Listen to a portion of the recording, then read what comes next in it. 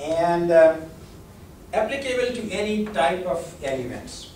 So we are going to discuss it, assuming that we have individual gates, but you can actually apply the algorithm at higher level. For example, you can propagate error signal through multiplexers, decoders, higher level functional blocks, and so on. So it is actually, you can apply the algorithm at the transistor level, but the basic idea is the same. And basically you need some information.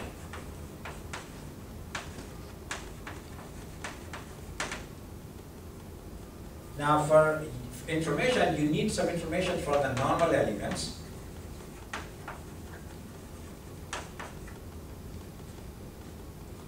And for the normal elements, you need basically the structure, how the components are interconnected.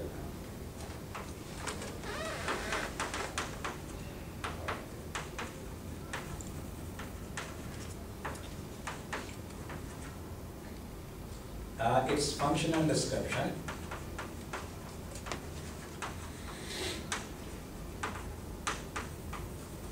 For example, we could say maybe this is a NOR gate or AND gate, or it is a multiplex or whatever. And how to drive a D or D bar through it.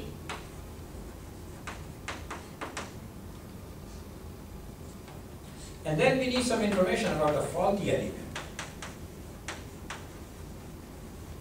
Now we will usually assume that there is only a single fault, so there is only a single faulty element. And so the question is how to get a D or D bar at its output. So basically the problem is for the faulty element, and the faulty element could be a single line. At the output of the faulty element, how do you get a D or a D bar? And then, how do you propagate it to the output? And basically we have seen the idea. And so you propagate it through possibly a single path, and a single path don't work. Try propagating it through multiple paths, and that's what basically the algorithm is. But let me give you a formal description. Actually, it's not, even this is not a formal description, because this is kind of a brief description, but I think it is good enough. Since we have seen the examples, so we sort of have an idea. So here are the steps. Excitation. So we need to get a D or D bar at faulty element output.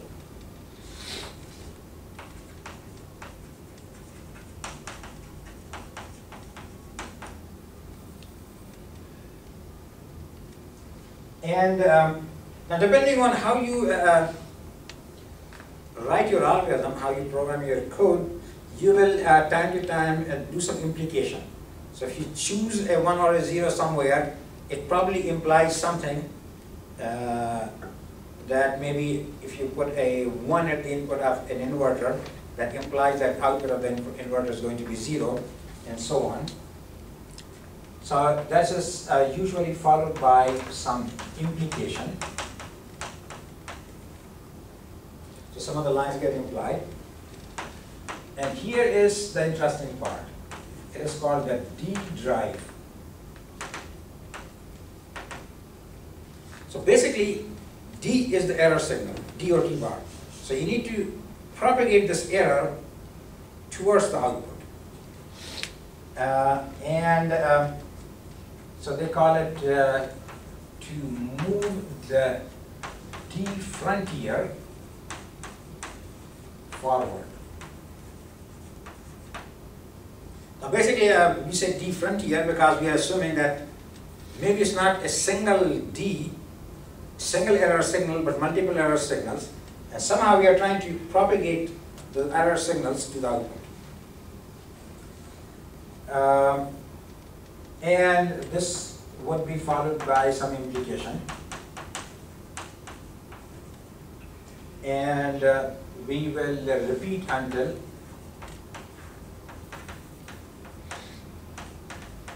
we have a D or a D bar at 1 or more outputs.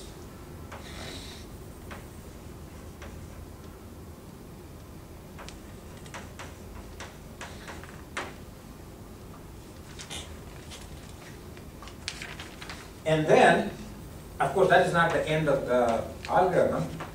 So by this process, by the time you get to the output, you would have made some assumptions, and then you have to justify those assumptions. So you have to do line justification.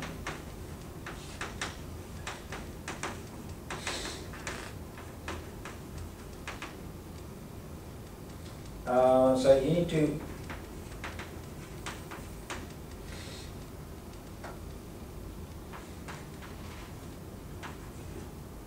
justify all assumed values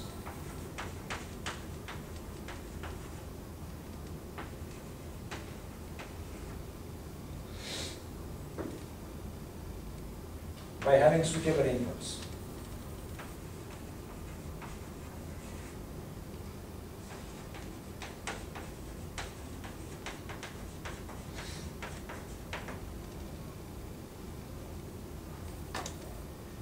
And now, if you encounter a problem,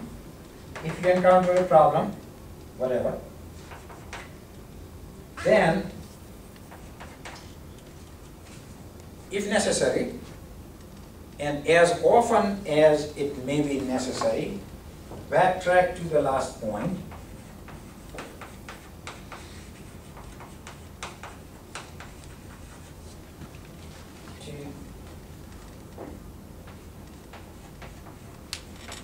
The last point when you had a choice, when a choice existed. I want to squeeze everything here.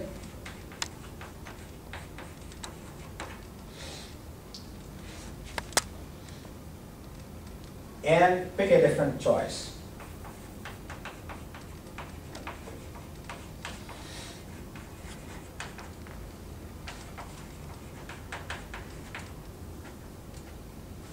So basically, if it doesn't work, go back to where you had made a choice, make another choice, try that, and if that doesn't work, go back to another previous choice and keep on doing it. Now, do you think we can call this an algorithm? There's some trial and error involved, but that is still an algorithm. So, if there is a test, this algorithm will find a test, and that's why it's an algorithm. But it may take a long time for some test to be found. And notice that if there is no test, if all is untestable, you will keep trying and trying and trying and not find a test, right? So you could spend a lot of computation time looking for test for a fault which is actually untestable. So the way it is usually coded is that after some reasonable amount of time, you basically give up and you declare that the fault is untestable, and then do something else. So otherwise you could spend a lot of time chasing untestable faults, and unfortunately it turns out that in any given, if the design is sufficiently big, then there would be a little bit of redundancy in a few places, and then you're likely to have a few untestable faults. Okay, now we want to see an example of the D algorithm, and that is going to take us, I think, about sort of 15 minutes or so. So we don't quite have time to do that today. So let's see if you have any questions. So next time we are going to look at an example of a D algorithm. And so I have an example, and basically in that example, I try something and it doesn't work. Then I pick another choice, and hopefully the second choice will work. But we will see an example next time. And so you have seen two approaches. There's a Boolean difference approach, and here there is a structural approach. We have not seen the D algorithm yet, but you have seen kind of a glimpse of what it involves, because we saw single path propagation. So which of the two approaches do you like? So how many of you like the Boolean difference approach? Okay, how many of you like the structural approach? Okay, so okay, let's find out. So we will look at the formal algorithm. And it turns out that if it is a small example, our examples are small. Boolean difference method will work. Our algebra is not too bad. But if it is a very large circuit, the algebra becomes too hard, and you have to do structural method. But we are going to see that next time.